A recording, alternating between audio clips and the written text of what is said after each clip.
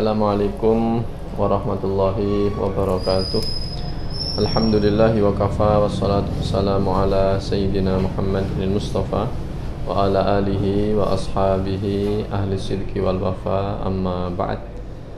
Musyahidina kiram, melanjutkan pembacaan Dhau'ul Misbah fi Bayani Ahkamin Nikah karya Hadratus Syekh Haji Muhammad Hashim Asy'ari, dan kita sudah masuki hari yang keempat dan masih berbicara tentang hukum-hukum menikah.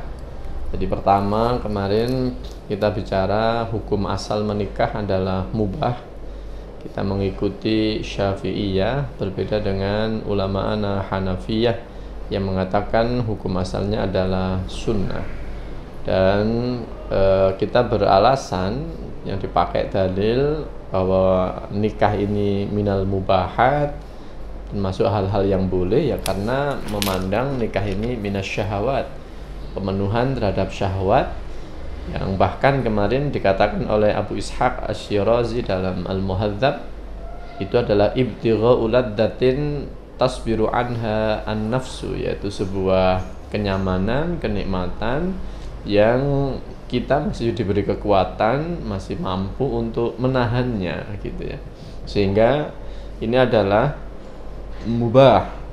Tapi kemudian jika ini diniatkan ibadah, seperti yang katakan Imamuna An-Nawawi, jika diniatkan ta'atan seperti ka'idba is-sunnati au tahsili waladin au ifati farjihi au ainihi, maka amalan yang mubah ini menjadi amalan yang yusabu alaih, amalan yang berpahala, seperti makan, minum, tidur pun demikian. Jadi berawal dari mubah, maka kemudian dengan niat mubah ini bisa beralih menjadi mandub, bisa beralih kepada hukum yang menjadikan kita mendapatkan pahala. Lah di sanalah peranan niat. Di sanalah peranan niat, sehingga para fuqaha membaca niat ini memiliki urgensi yang luar biasa. Di antaranya adalah memang litamyiz bainal ibadat atau litamyiz bainal adat wal ibadat. Jadi titik pembeda, ini adat, kebiasaan atau ini ibadat, di antaranya terletak pada niat. Sehingga kita punya kaidah al-umuru bimaqasidiha, berdasarkan pada hadis hadratus Rasul Muhammad sallallahu alaihi wasallam, al-umuru bimaqasidiha. Jadi innamal a'malu binniyat, ya, hadisnya innamal a'malu binniyat. Kaidah fikih adalah al-umuru bimaqasidiha. Musyahidin al-kiram, berlanjut kemarin setelah kita bicara kemubahan dari nikah ini, maka kemarin Al-Imam Abu Ishaq Asy-Syirazi dalam Al-Muhadzabnya menyebutkan hukum sunnah atau kenal dengan mandub dalam kajian usul fikih.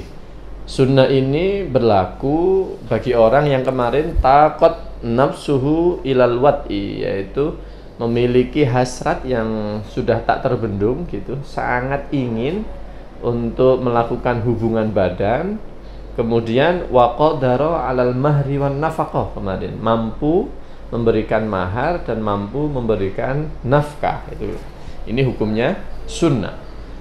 Dan lawan dari ini, lawan dari mandub atau mustahab ini adalah orang-orang yang tidak ada hasrat, tidak memiliki keinginan untuk melakukan hubungan badan. Maka justru yang mustahab, kata kemarin Abu Ishaq Asy-Syirazi dalam kitabnya Al-Muhadzab yang dikutip oleh Hadratus Syekh, adalah wal fal mustahabbu lahu alla yatazawwaja, sebaiknya tidak menikah dulu. Kenapa? Dengan asumsi bahwasannya setelah pernikahan itu maka ada beban-beban yang harus dipenuhi, ada kewajiban-kewajiban yang harus dipenuhi, yang bisa jadi kewajiban itu akan mengganggu kualitas dan kuantitas ibadah yang sudah biasa kita lakukan. Maka ditimbang betul. Ya, ini yang kemarin. Jadi kemarin kita dapat hukum mubah, kemudian hukum sunnah. Sunnah menikah kapan, sunnah tidak menikah kapan, begitu ya. Nah, sekarang kita lanjutkan pembacaan kita yaitu Dhaul Misbah fi Bayani Ahkamin Nikah, dan Hadratus Syekh akan mengambil dari Hasyiah Tahrir, yaitu karya Al-Imam Asy-Syarqawi. Sekali lagi teman-teman yang sangat saya banggakan, inilah Hadratus Syekh. Dalam menulis, beliau selalu memberi rujukan yang bisa dipertanggungjawabkan, dan kita persiapkan tadi malam atau setiap hari kita lihat rujukan-rujukan itu memang konkret gitu ya, memang konkret, tidak hanya menyebut nama kitab lalu kemudian dirujuk, tidak ada itu, tidak. Hadratus Syekh ketika menyebut Hasyiatut Tahrir dan kita mencoba melacak ke sana, memang di Hasyiat Tahrir ada ibarat ini, sekalipun dengan perubahan redaksi, ada redaksi-redaksi yang lebih disingkat oleh Hadratus Syekh. Demikian pula ketika kita melihat Al-Muhadzab. Demikian pula ketika kita melihat di Ithaf Sadar Muttaqin kemarin yang mengambil Nassul Imam di ibal pertama. Jadi inilah kiai kita, inilah muassis kita, memberikan pelajaran al-amanah al-ilmiyah, memberikan pelajaran bahwasanya dalam penyajian ilmu kita harus ada yang namanya al-amanah. Kalau memang bukan dari kita, maka kita memberikan referensinya, dan referensinya tentu bukan abal-abal ya. Referensinya bukan hanya copy paste, entah ada apa enggak, tapi betul-betul ada gitu ya, betul-betul ada. Nah, mudah-mudahan kita ini sebagai santri beliau, sebagai santri Hadratus Syekh, sebagai santri Tubireng, mewarisi hal-hal tradisi akademik yang luar biasa ini. Baik, kita baca Bismillahirrahmanirrahim ila Hadratus Syekh Kiai Haji Muhammad Hashim Asy'ari wa jami' masyayikhina wa masyayikhina wa jami' abaina wa ummahatina wa jami' ummati sayyidina Muhammadin sallallahu alaihi wasallam. Al-Fatihah. A'udzubillahi minasyaitonir rajim. Bismillahirrahmanirrahim. Alhamdulillahirabbil alamin arrahmanir rahim maliki yaumiddin. Iyyaka na'budu wa iyyaka nasta'in. Ihdinas siratal mustaqim. Siratal ladzina an'amta 'alaihim ghairil maghdubi 'alaihim waladdallin. Amin. Bismillahirrahmanirrahim. Qala al-musannifu rahimahullahu ta'ala wa nafa'ana bihi wa amaddana bi asrarihi wa a'ada alaina min barakatihi fid dharaini amin ya rabbal alamin. Wa qala asy-Syarqawi fi Hasyiatit Tahriri, wa qala lan dawuh sapa asy-Syarqawi al-Imam asy-Syarqawi fi Hasyiatit Tahriri ing dalem Hasyiah At-Tahrir, nama kitab. Dawuhnya wa qad yajibu, ing dawuh wa qad yajibu kama idza ta'ayyana nikahu tariqan lidaf'iz zina aw talaqa man laha haqqun fil qasmi ilal akhir. Wa qad yajibu, lan kadang-kadang wajib apa nikah. Jadi seperti yang kita katakan tadi, bahwasanya nikah ini bisa mengalami perubahan hukum sesuai dengan keadaan sang jomblo. Tapi kita perlu pahami, kita dudukkan bersama. Di sini tidak hanya bicara jomblo saja, tapi ya jombloan, ya jomblowati. Perempuan juga sama, ya. Perempuan juga sama gitu ya.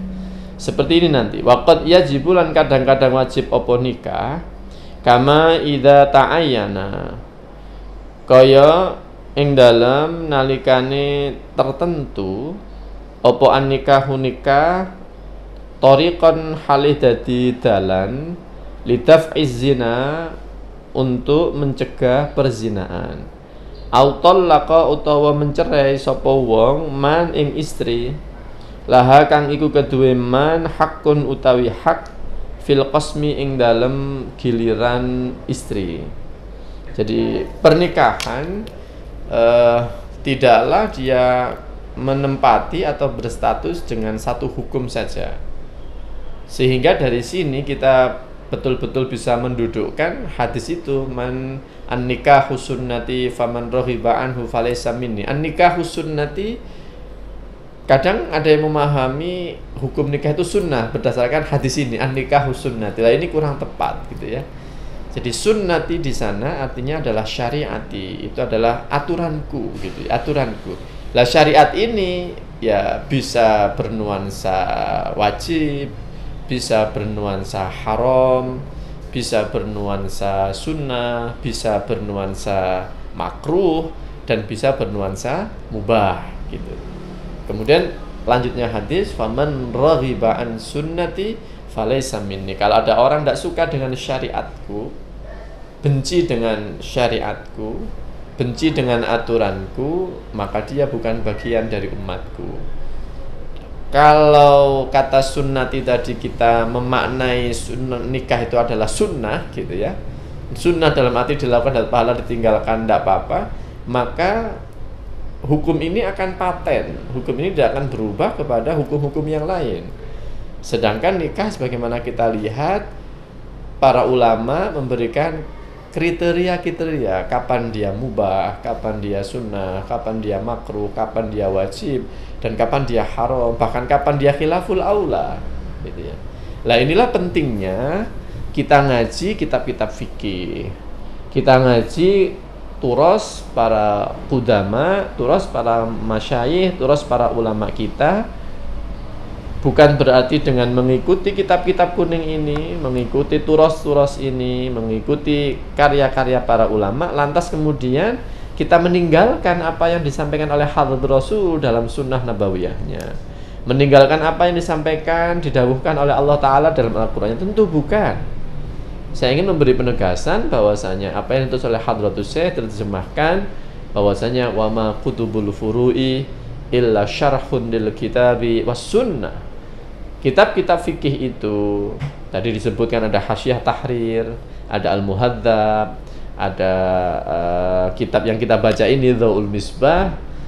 Ini semua pasti syarhun lil kitabi was sunnah. Itu semua adalah penafsiran terhadap ayat-ayat ahkam. Itu semua pasti adalah syarah-syarah atas hadis-hadis ahkam. Maka dari sini memahami ayat ahkam, memahami hadis ahkam, yang paling sahih ya tentu dengan mengkaji kitab-kitab fikih ini.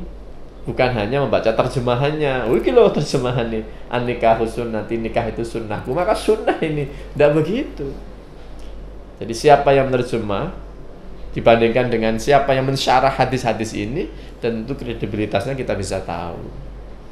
Maka disinilah kenapa pondok pesantren kita semua mempertahankan ngaji-ngaji fikih, ngaji-ngaji tauhid, ngaji-ngaji tasawuf dari kitab-kitab para ulama.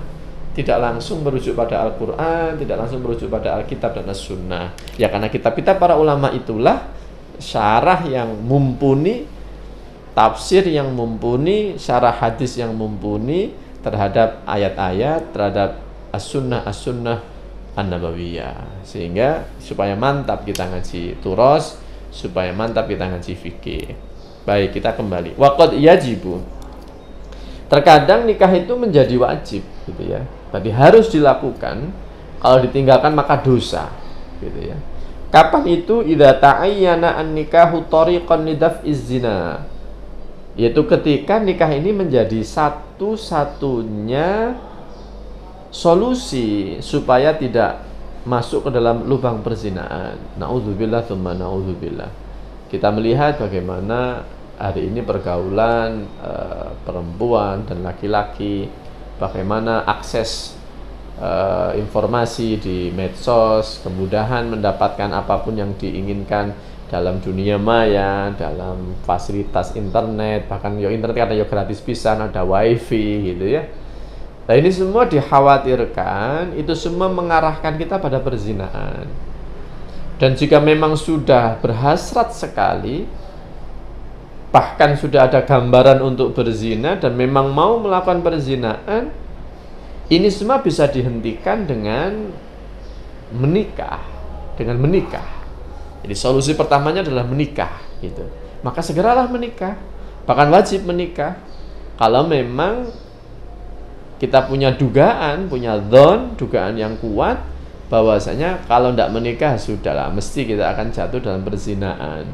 Katakan teman-teman yang bekerja di luar negeri dengan gaji yang tinggi, dengan kebebasan yang ada di sana, atau mungkin bahkan di Indonesia juga sudah ada semacam kebebasan untuk bersama dengan lawan jenis. Nah ini kan memicu dan memacu untuk perzinaan. Maka agama sudah sangat kuat, Agama sudah sangat tegas mengatakan wala taqrabuz zina.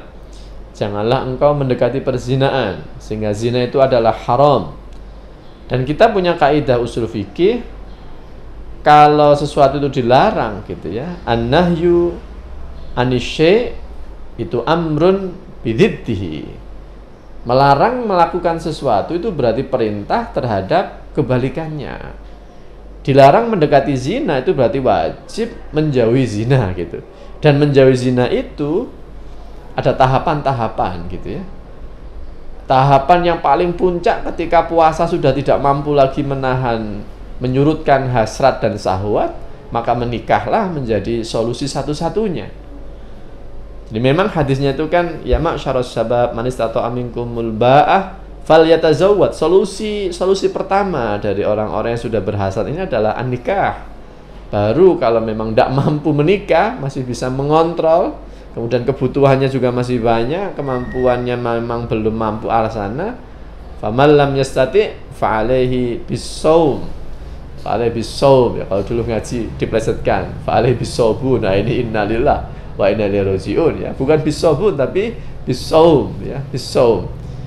Lah ketika saum ini sudah tidak mampu lagi mengendalikan nafsu kita, maka menikah itu adalah solusi yang wajib kita tempuh. Dan kalau sudah demikian, kekuatan ekonomi yang belum kuat, kita sudah usaha zahir nahan puasa sudah tidak mampu, ya sudah kita nikah aja, bismillah. Kalau memang kita fakir, Allah lah yang akan mengayakan kita. Kalau memang kita tidak punya, maka Allah lah yang akan mencukupi kita. Dengan catatan, ya kita berusaha maksimal, ikhtiar jalan, tapi kemudian usaha batin pun juga jalan. Maka para santri, teman-teman yang dimuliakan oleh Allah, inilah agama kita. Jadi memang kaidah yang kita ugemi, kita bawa kemarin, al-aslu fil bud'i haram. Hukum asal berhubungan dengan kemaluan itu adalah haram, dan pintu halal itu adalah nikah. Pintu halal itu adalah nikah. Dan yakinlah atas solusi yang diberikan oleh agama ini, yaitu bainan nikahi was shaum. Kalau memang puasa masih bisa menghentikan hasrat kita semua, dan kita juga belum mampu untuk menempuh pernikahan, maka berpuasalah. Fa'alaihi wija, maka puasa itu bisa menjadi tameng kita. Tapi kalau memang sudah puasa itu tidak mampu lagi, maka menikahlah. Saya ingat ada buku berjudul bahasa Indonesia itu Menikahlah Engkau Akan Kaya gitu ya. Buku itu bestseller gitu ya, bestseller karena memang ya semua pemuda ini pinginnya ke sana. Tapi kita masih diuntungkan di Indonesia ini dengan mahar yang lebih terukur, khususnya di Jawa ya, mahar lebih mampu untuk kita raih, tidak begitu sulit. Maka inilah rahmah Allah diberikan ke kita, hidup di daerah yang gampang menikah, maka menikah sajalah. Tapi dengan catatan, menikah itu adalah mitsaqun ghalidz. Menikah itu adalah janji suci yang diikat dengan kuat. Jangan pernah bermain-main dengan pernikahan. Kalau memang sudah melangkahkan diri untuk menikah, maka bismillah, diikhtiari zahiran wa batinan, dikuatkan tekadnya. Kalaupun ada ujian di tengah jalan, dihadapi, diselesaikan semampunya. Insya Allah keluarga kita semua akan menjadi keluarga yang sakinah. Amin ya rabbal alamin. Jadi bisa wajib, yaitu ketika nikah menjadi satu-satunya solusi supaya tidak masuk dalam perzinaan.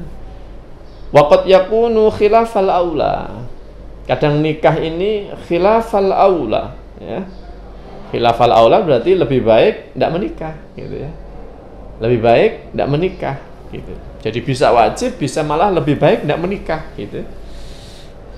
Siapa yang lebih baik tidak menikah ini? Kaman kaya wong takot kang kepingin apa nafsune man ilahi maring nikah, tapi wafaqida uhbatahu, wafaqida tidak memiliki sapa man uhbatahu ing biaya nikah gitu ya.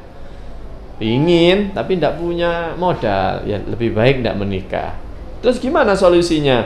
Bal balik yuksiru, memecah, menghilangkan, melemahkan sapa man tauqanahu ing hasrateman bisaumin kelawan puasa. Ini tadi kalau memang dipikir durung mampu, kemudian jajal tak poso dulu gitu ya, jajal tak poso dulu. Tapi fa illam yang kasir bihi la yuksiruha bikafurin wa nahwihi bal yatazawwaju biqasdil ifati.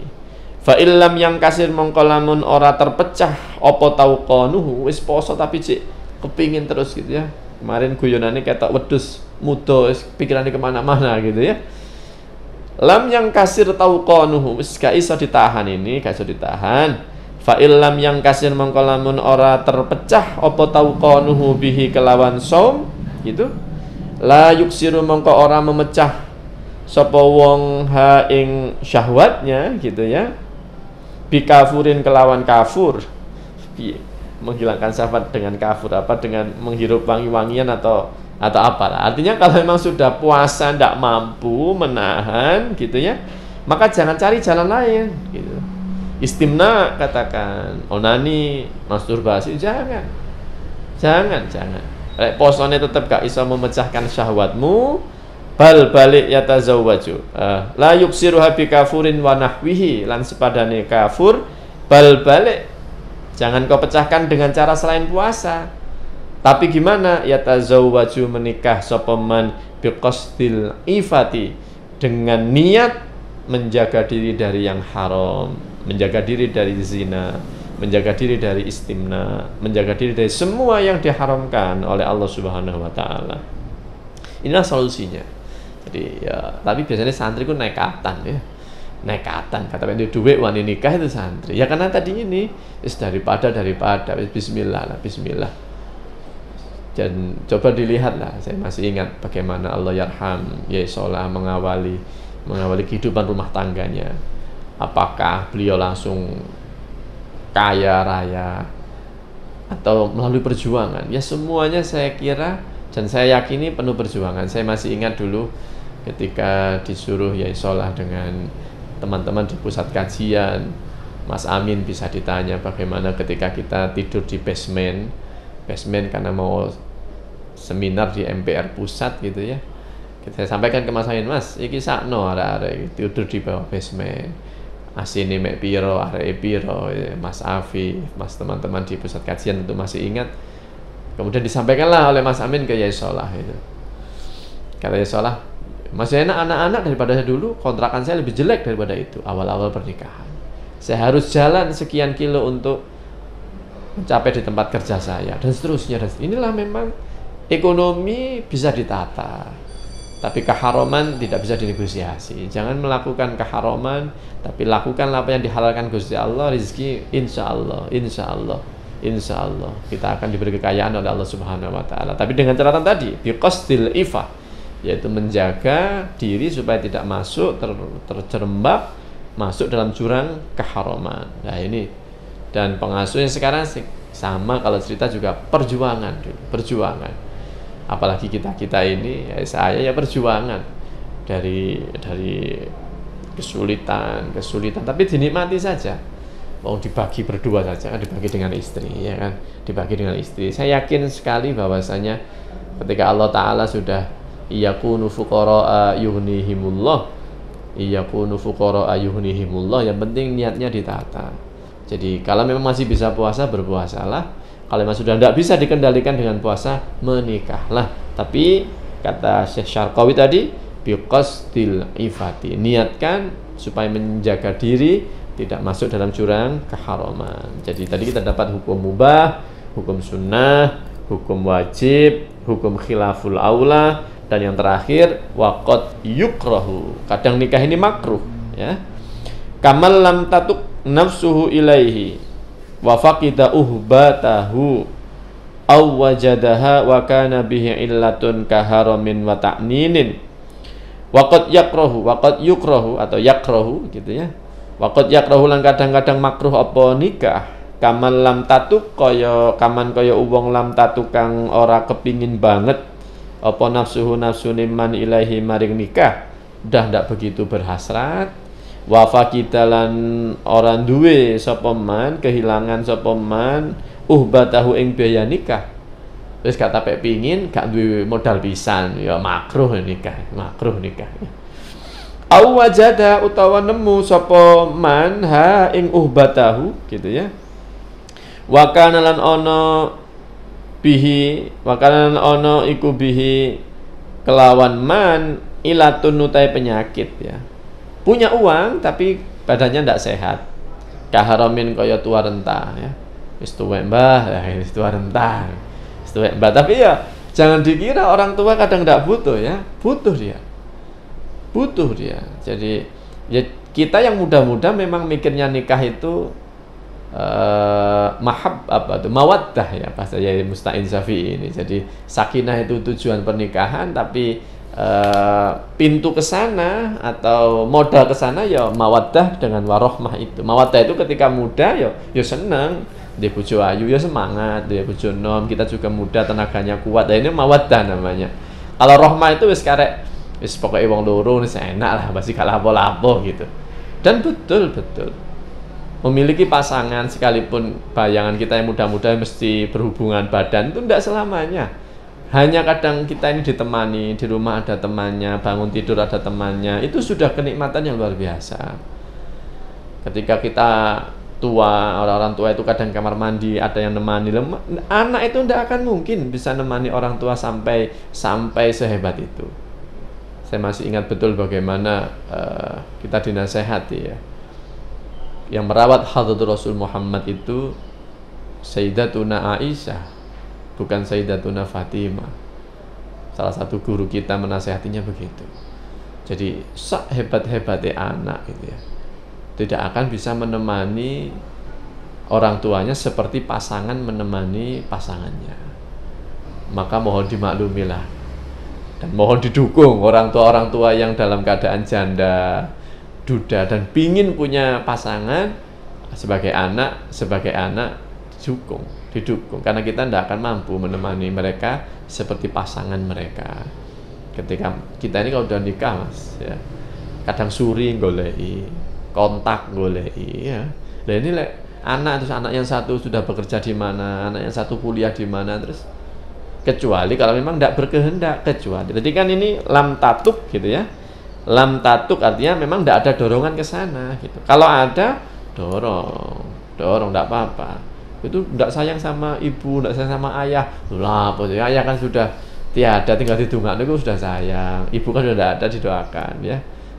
Ya monggo lah, boleh ndak sepakat dengan ini, tapi begitulah. Wa kana bihi illatun kaharamin kaya tuwa renta wa ta'ninin lan impoten ya. Jadi punya uang tapi impoten. Ya, makruh ya, makruh. Bahkan waqad yahrumu, kadang-kadang nikah itu haram, waqad yahrumu kadang-kadang haram apa nikah. Kanikah himan kaya menikahi orang, haruma yang haram apa nikahuha menikahi man. Seweneng ambek adike, naudzubillah adik mahram. Adik itu mahram. Nah ini kadang santri mohon pembacaannya yang tepat ya. Kalau haram dinikahi itu namanya mahram, perempuan yang haram dinikahi.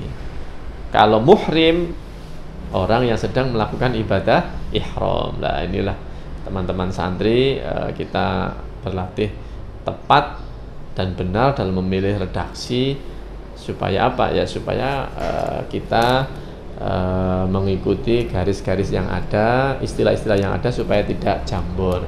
Muhrim itu bukan orang yang haram dinikahi, muhrim itu orang yang sedang melakukan ibadah ihram. Kalau mahram itu adalah orang yang haram untuk dinikahi. Ya, saya kira itu di pertemuan yang keempat ini. Mudah-mudahan kita semua diberikan kekuatan, keistiqomahan dan ketelatenan dalam membaca masyayikhina dalam turas-turas mereka. Mudah-mudahan kita semua diberikan ilmu yang manfaat barokah.